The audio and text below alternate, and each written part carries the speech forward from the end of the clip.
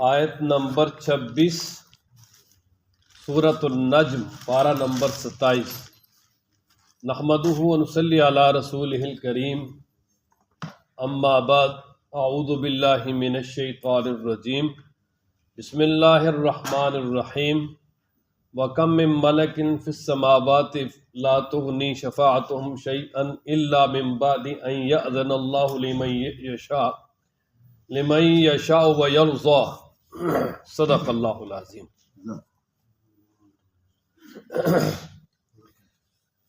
اس سورہ مبارکہ کا دوسرا مرکزی مضمون بیان ہو رہا ہے، جس میں مشرکین کے ایک اور نظریے اور عقیدے کی نفی ہے۔ مشرکین یہ کہتے تھے کہ ہم نے جن کو معبود بنا رکھا ہے، مثلا اللہ تعالیٰ نے جو فرشتے پیدا کیے ہیں وہ، اور اسی طرح یہ جو ان کے لات، منات، عزا، ہبل، یہ بت جتنے بھی تھے، ان کے بارے میں ان کا نظریہ یہ تھا کہ یہ اللہ تعالیٰ کے ہاں ہماری سفارش کر کے ہمیں بخشوا دیں گے، ہم جو مرضی کریں۔ پہلے تو قیامت قائم ہی نہیں ہوگی، اگر قیامت قائم ہو بھی گئی تو ہم ان کے مقرب ہیں، لہذا یہ ہمیں بخشوا دیں گے، ہم جہنم میں نہیں جائیں گے، اور یہ زبردستی اللہ تبارک و تعالیٰ سے ہماری سفارش کر کے انہیں بچا لیں گے، ہمیں اللہ تعالیٰ ان کی سفارش کو نہیں موڑے گا۔ تو رب ذوالجلال نے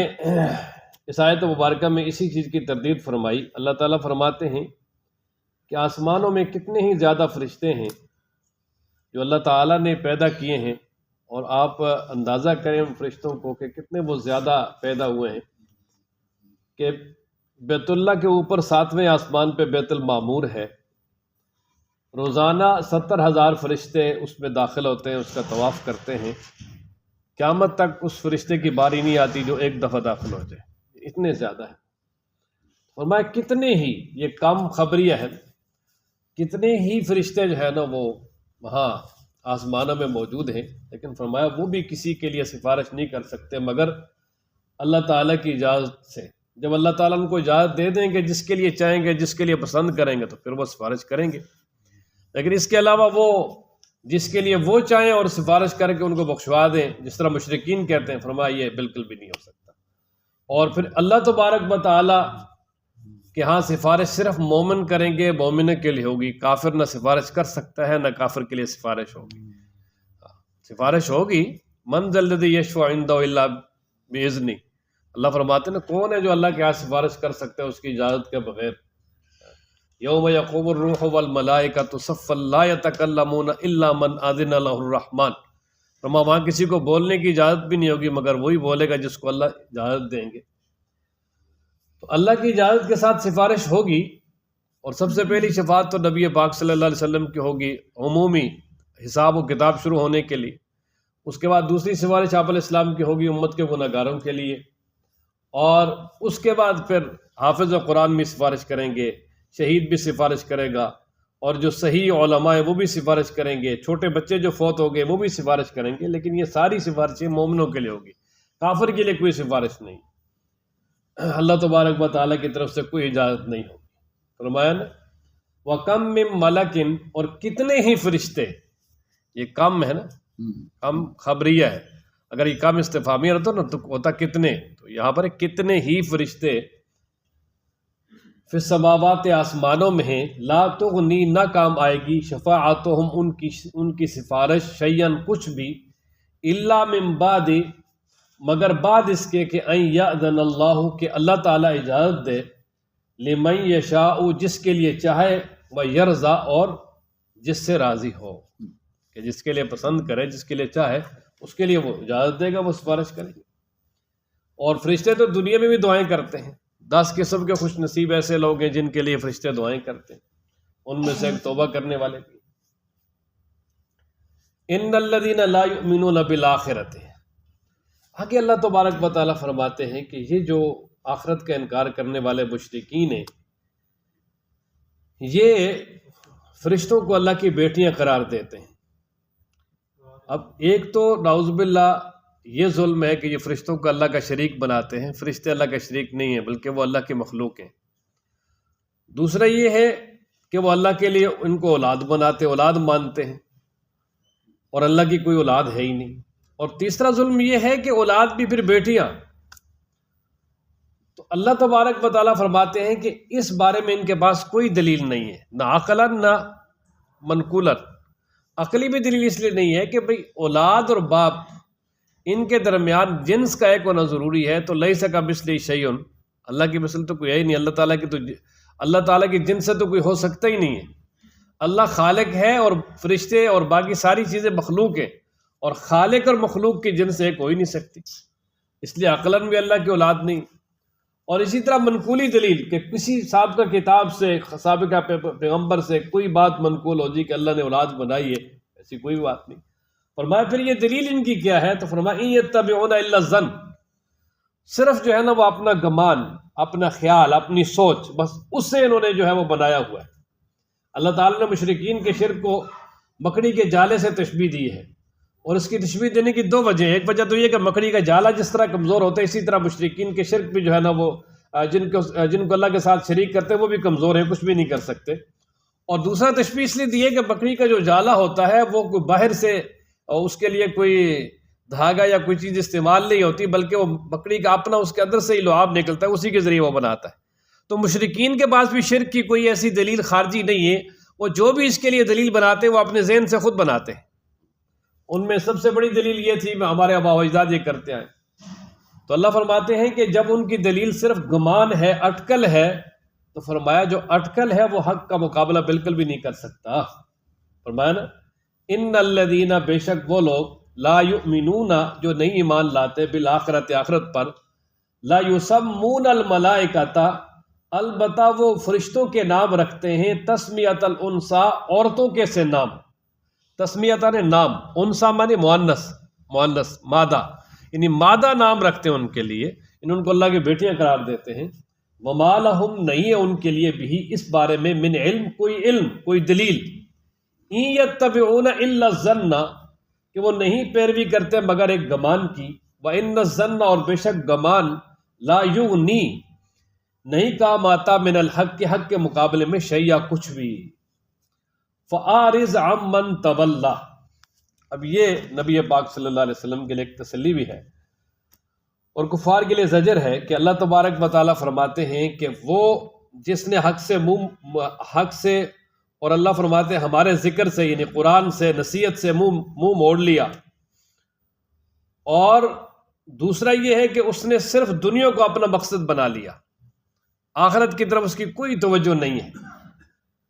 تو فرمایا کہ ان دو طرح کے لوگوں سے آپ اعراض کر لیں، ان کے پیچھے نہ پڑے. بس آپ نے حق کا پیغام پہنچا دیا ہے، انہوں نے ماننا تو ہے نہیں، اب ان کے دلوں پہ مہر لگ چکی ہے. وجہ یہ ہے کہ مانے گا وہ جس کا کچھ آخرت کا تصور ہو، جو آخرت کو کچھ سمجھے. تو وہ یہ آخرت کو کچھ سمجھتے ہی نہیں، ان کی ساری توجہ ہی دنیا پر ہے، دنیا کی زندگی پر ہے. اور ان کے جو علم کی انتہا ہے، یعنی جو یہ علم حاصل کرتے ہیں، اس کی بھی انتہا جو ہے وہ ساری کی ساری اس کا مقصد دنیا ہی ہے، آخرت بالکل بھی نہیں ہے. تو فرمایا کہ پھر ان کے حق کی طرف آنے کی کوئی توقع نہیں ہے. لہذا اللہ تبارک و تعالیٰ خوب جانتا ہے کون جو ہے وہ سیدھے رستے سے بھٹکا ہوا ہے، کون سیدھے رستے پر ہے. تو یہ سیدھے رستے سے بھٹک گئے ہیں، اب ان کا آنا ممکن نہیں ہے، لہذا آپ ان کو چھوڑ دیں. فرمایا نا فَآرِضْ، پس آپ اعراض کریں، عَمَّن تَوَلَّىٰ، ہر اس شخص سے کہ جس نے منہ پھیرا، عن ذکرنا، ہمارے ذکر سے. اور ذکر سے مراد قرآن و مجید ہے، نصیحت ہے، کہ جس نے اس سے منہ پھیر لیا اور اس کی بات نہ مانی، اس کی طرف توجہ ہی نہ کی. وَلَمْ يُرِدْ، اور وہ نہیں ارادہ رکھتا، إِلَّا الْحَيَاةَ الدُّنْيَا، مگر دنیا کی زندگی کا، کہ صرف اس کے مطمع نظر دنیا کی زندگی ہے. اور اللہ فرماتے ہیں ذَلِكَ مَبْلَغُهُم مِّنَ الْعِلْمِ، یہ ذالک، یہ اشارہ حقارت کے ساتھ کہ یہ ہے انتہا ان کے علم کی، یعنی ان کے علم کی ساری انتہا دنیا ہے. بس دنیا کس طرح گزارنی ہے، دنیا کو کس طرح، دنیا میں کس طرح ترقی دینی ہے،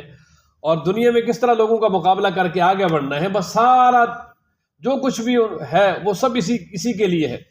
اسی کے لیے ان کی ڈگریاں بھی ہیں، اسی کے لیے ان کی یونیورسٹیاں، پڑھائیاں وغیرہ سب جو بھی ہیں وہ سب اسی لیے. اور آج دنیا میں تقریباً یہی ہے کہ ہر یعنی ترقی یافتہ اور مہذب ماحول کے اندر سب سے زیادہ جو بنیاد ہے وہ دنیا ہی ہے، دنیا ہی کوئی بنیاد بنا کے ساری تعلیم گاہیں اور جو کچھ بھی ہیں یہ سب اس کا یعنی مطمع نظر دنیا ہے، حالانکہ اس کا مطمع نظر دنیا نہیں ہونا چاہیے، اس کا مطمع نظر اور بنیاد ہونی چاہیے آخرت اور علم دین، اور اس کے ساتھ پھر جتنے بھی دنیاوی علوم ہیں یہ سیکھیں گے تو یہ بہت ضروری ہے، لازمی ہے انسان کے لیے، لیکن اصل انسان جو مسلمان ہے اس کا مقصد آخرت ہونی چاہیے۔ ان ربک، بے شک آپ کا رب، ہوا عالم، وہ خوب جانتا ہے، بمن، اس کو، ضل، جو گمراہ ہو گیا، عن سبیلہ، اس کے راستے سے، وہو عالم، اور وہ خوب جانتا ہے، بمن اہتدی، اس کو جو ہدایت پر ہے، وَلِلَّهِ مَا فِي السَّمَاوَاتِ وَمَا فِي الْأَرْضِ۔ اب اللہ تبارک و تعالی آخرت کی حکمت بیان کرتے ہیں، اور ایمان والوں کے ساتھ پھر کیا ہوگا اور کافروں کے ساتھ کیا ہوگا۔ تو اللہ فرماتے ہیں وَلِلَّهِ مَا فِي السَّمَاوَاتِ وَمَا فِي الْأَرْضِ۔ پہلی بات تو یہ ہے کہ جو کچھ آسمانوں میں ہے، زمینوں میں ہے، وہ صرف اللہ ہی کا ہے، اللہ ہی کی ملکیت میں ہے، اس میں اور کوئی بھی شریک نہیں، سب خالصتاً ملکیت اللہ کی ہے۔ اور اللہ تبارک و تعالیٰ نے یہ زمین و آسمان کا سارا نظام بنایا ہے، اور یہاں پر دنیا میں یعنی انبیاء بھی بھیجے، کتابیں بھی بھیجی، کیوں؟ تاکہ وہ نیک اعمال کریں اور انبیاء کی بات مانیں، اور جو نہیں مانیں گے تو ظاہر وہ بھی سامنے آئیں گے۔ تو پھر کیا ہوگا کہ جب یہ دنیا ختم ہوگی تو پھر آگے قیامت برپا ہوگی، اور قیامت میں کیا ہوگا؟ فرمایا لیجزی الذین اساؤ، تاکہ بدلہ دے ان لوگوں کو جنہوں نے برا کیا ہے، لیجزی الذین، تاکہ بدلہ دے ان لوگوں کو، اساؤ بما عملوا، یعنی برا بدلہ دے ان کے عمل کے بدلے، کہ جو انہوں نے عمل کیا ہے ان کے بدلے میں اللہ تبارک و تعالیٰ ان کو برا بدلہ دے، یعنی ان کے قیامت میں ان کو سزا دے، لیجزی، تاکہ بدلہ دے، الذین، ان کو، اساؤ، جنہوں نے برے کام کیے، بما عملوا، ان کے اعمال کے بدلے، ان کے اعمال کے بدلے میں انہیں جو ہے وہ سخت سزا دے، برا بدلہ دے، وَيَجْزِيَ الَّذِينَ، اور بدلہ دے ان لوگوں کو، احسنوا، جنہوں نے اچھے کام کیے، بالحسنہ، بہت ہی اچھا، تاکہ اچھوں کو ان کی اچھائی کا بڑا عمدہ اور اعلیٰ بدلہ مل جائے، اور وہ ہے جنت۔ الذین یجتنبون، یہ الذین احسنوا سے بدل ہے، اور یہ اسی کے آگے گویا تشریح ہے کہ وہ جو نیک کام کرنے والے ہیں جن کو اچھا بدلہ ملے گا وہ کون ہے؟ تو اللہ فرماتے ہیں الذین، وہ ہیں، یجتنبون، جو اپنے آپ کو بچاتے ہیں، کبائر الاسم، بڑے گناہوں سے، والفواحش، اور بے حیائی سے، یعنی جو اپنے آپ کو بڑے گناہوں سے اور بے حیائی سے بچاتے ہیں، الا اللمم، مگر چھوٹے گناہ، یعنی چھوٹے گناہ ان سے سرزاد ہو جاتے ہیں، لمم ہے نا، لمم، الا اللمم، مگر چھوٹے گناہ، کہ مطلب چھوٹے گناہ جو ہے نا وہ ان سے سرزاد ہو بھی جاتے ہیں، لیکن اللہ تبارک و تعالی انہیں اپنے فضل سے معاف کر دے گا۔ اور یہ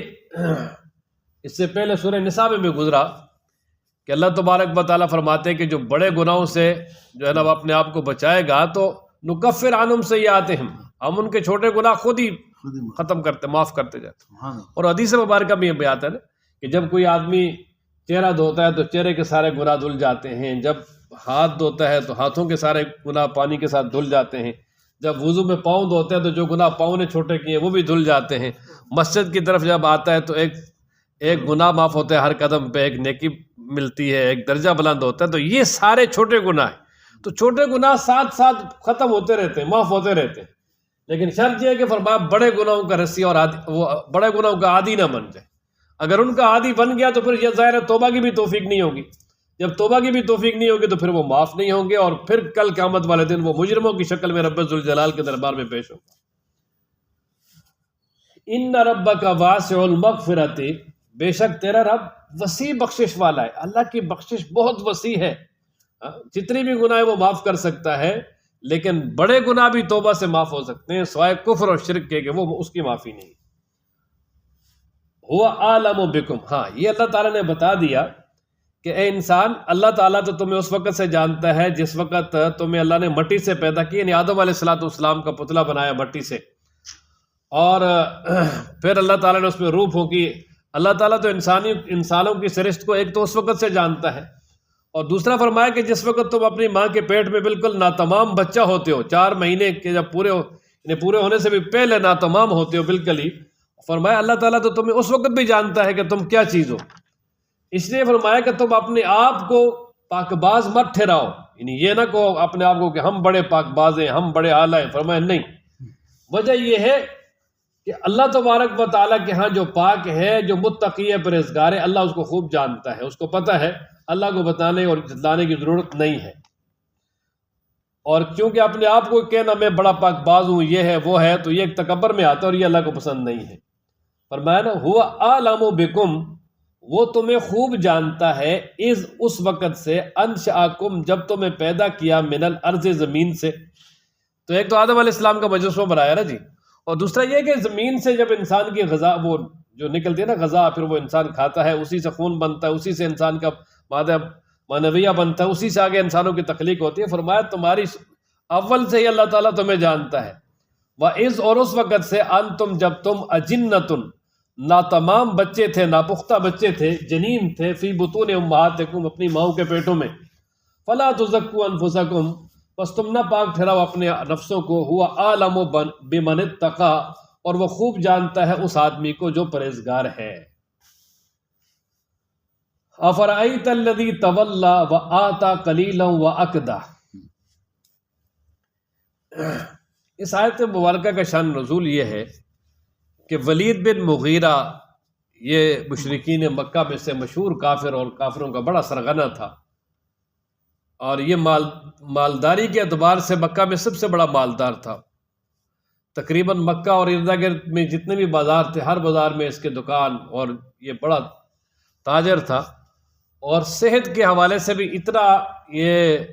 صحت مند تھا کہ اس کے کافی بیٹے تھے، 8-10 بیٹے تھے اس کے، بلکہ بعض 18 بیٹے تھے اس کے بھی، یہ بھی ہے،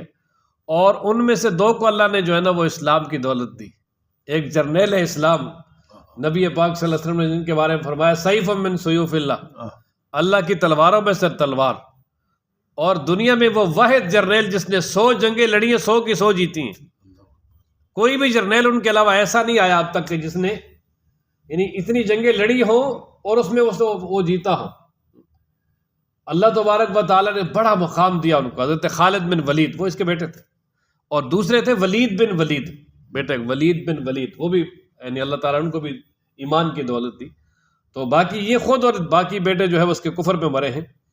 تو یہ جو ولید بن مغیرہ تھا، نبی پاک صلی اللہ علیہ وسلم کے پاس بیٹھنا شروع ہو گیا، حضرت صلی اللہ علیہ وسلم نے اس کو اللہ کا پیغام سنایا تو اس کے دل پہ اثر کیا اس نے، اور یہ بالکل مائل ہو گیا اس بات کی طرف کہ میں ایمان لے آؤں۔ تو جب یہ دوسرے کفار کو، ابو جہل وغیرہ، ان کو پتہ چلا، وہ کہنے لگے جی یہ مسلمان ہو گیا تو پھر تو بڑا مسئلہ بنے گا، ہمارا زور بالکل ٹوٹ جائے گا، ختم ہو جائے گا۔ تو اس کا بڑا ایک قریبی دوست تھا، اس کو اس کے پیچھے لگا دیا، اور اس نے اس کو طعنہ دینا شروع کیا، دیکھو جی باپ دادا کا دین چھوڑ رہا ہے، کس لیے چھوڑ رہا ہے، تجھے کیا لالچ ہے، تیرے پاس کس چیز کی کمی ہے، اور تیرے پاس تو یہاں بڑی دولت ہے، تو ظاہر ہے کہ اگر آخرت تو ہے ہی نہیں، اگر ہوئی تو پھر وہاں بھی تیرے مزے ہوں گے۔ اور دوسری بات یہ ہے، اس نے کہا یار تجھے آخرت کا اتنا ہی خوف ہے جس کی وجہ سے تو یہ باپ دادا کا دین چھوڑ رہا ہے، تو اس طرح کر کے مجھے جو ہے نا اپنے مال میں سے کچھ حصہ مجھے دے دے۔ مطلب اس نے اس وقت کے اعتبار سے مثلا کہا جی 1,00,000 روپے دے دے، تو میں جو ہے نا وہ آپ کے سارے گناہ معاملات اپنے سر لیتا ہوں، وہ قیامت میں جو میں جانوں وہ جانے، آپ بری ہیں۔ اب اس نے کہا ٹھیک ہے، اور اس وجہ سے یہ اسلام سے تو پھر گیا بالکل ہی، اور پہلی قسط بھی اس کو ادا کر دی، قسط وار دینا تھا، اور باقی بات میں جو ہے وہ منکر ہو گیا، اس کو بھی نہیں دیا۔ تھا بڑا کنجوس، اور جس طرح کے اس کو کہتے ہیں نا، تھا بڑا مالدار لیکن تھا بھی کیا مکھی جوس۔ ہمارے استاد صاحب کو کہتے تھے مکھی جوس کہتے ہیں نا اس کو، جس کے چائے میں مکھی گر جائے تو وہ اس کو بھی اٹھا کے تو چسکی لگا لے، تاکہ جو ہے نا وہ مکھی کے ساتھ جو قطرہ چائے کا لگا وہ بھی ضائع نہ ہو۔ تھا بڑا یہ کنجوس تھا، اس کے بعد اس کو بھی نہیں دیا۔ تو اللہ تبارک و تعالیٰ نے فرمایا کہ اس ظالم کو یہ بھی نہیں پتا، یا یہ کہ کیا وہ غیب جانتا ہے کہ وہ آخرت کی ساری خبریں لے کر آ گیا کہ اللہ نے اجازت دے دیے، وہاں جو ہے وہ انتقال ہو جائے گا، مطلب ایک کے گناہ دوسرے میں منتقل ہو جائیں گے، اور یا یہ ہے کہ اس سے چلو اگر یہ نبی پاک صلی اللہ علیہ وسلم کی بات نہیں مانتے تو پہلے جو یہود و نصارہ کے علماء ہیں ان کے ساتھ ان کی بڑی جو ہے نا وہ دوستی بھی ہے، تعلق بھی ہے، ان سے ہی پوچھ لیں کہ ابراہیم علیہ السلام اور موسیٰ علیہ السلام کے صحیفوں میں بھی یہ بات بالکل واضح ہے کہ قیامت میں دو کام نہیں ہوں گے۔ ایک کام یہ کہ انتقال، مثلا گناہ ایک کے ہوں اور وہ دوسرے پہ منتقل ہو جائیں، یا گناہ ایک کے اور سزا دوسرے کو ملے، فرمایا ایسا نہیں ہو سکتا۔ جس کا گناہ ہے سزا اسی کو ملے گی، وہاں انتقال نہیں ہے کہ ایک کے گناہوں کا بوجھ دوسرے پہ ڈال دیا جائے، یا ویسے اللہ تعالیٰ اس کو چھوڑ کر دوسرے کو جو ہے وہ سزا دے دے، فرمایا ایسا بالکل بھی نہیں ہے۔ وہاں سزا اسی کو ملے گی جس کا گناہ ہے، اور وہ جس کے گناہ ہیں وہ اسی پر رہیں گے، آگے کسی دوسرے کی طرف منتقل نہیں ہوں گے۔ یہ پہلا اصول ہے۔ فرمایا افرأیت الذی، کیا آپ نے دیکھا اس شخص کو تولا جس نے منہ پھیرا، جو پھر گیا اسلام سے، وآتا قلیلا اور تھوڑا سا اس نے دیا، وأکدا اور پھر بند کر دیا، منکر ہو گیا۔ عنده علم الغیب، کیا اس کے پاس غیب کا علم ہے، فهو یرا، پس وہ اس کو دیکھتا ہے، ام یا لم ینبا، نہیں باخبر ہوا، بما اس سے، فی صحف موسیٰ، جو موسیٰ علیہ السلام کے صحیفوں میں ہے، وابراہیم الذی وفا، اور اس ابراہیم علیہ السلام کے صحیفوں میں ہے وفا، جس نے اپنا وعدہ رب سے پورا کیا، جس نے وفا کیا وعدہ۔ اللہ تعالیٰ نے،